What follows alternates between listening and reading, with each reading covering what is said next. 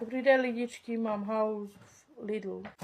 Na Uklid jsem koupila také handričky, co tam je 4 kusy. Velkou jogurty byly za 20.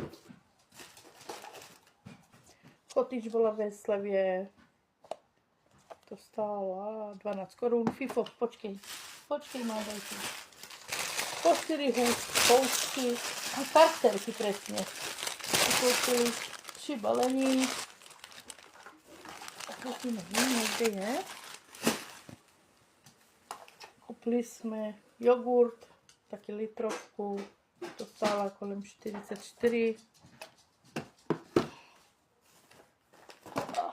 2 akovat a avokado, už nevím ani mluvit. Banán byl 17 korun kilo, tak jsem koupila kilo a půl. Pajskovi jsme koupili taky němky, kustičky 35 korun, už ani neví ovládat. A Fifi, hrac. Tam je.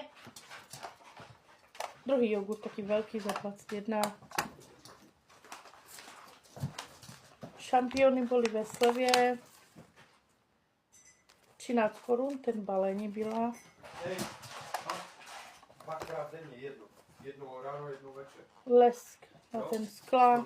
Včerka tu mám ráda 3 kusy, byl 40 korun. Na Uklid. Maslo bylo 26 korun.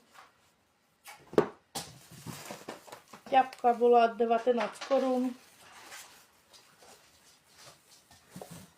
Kotič druhý, to bylo ve slevě, myslím, 12 korun, to samé ten druhý.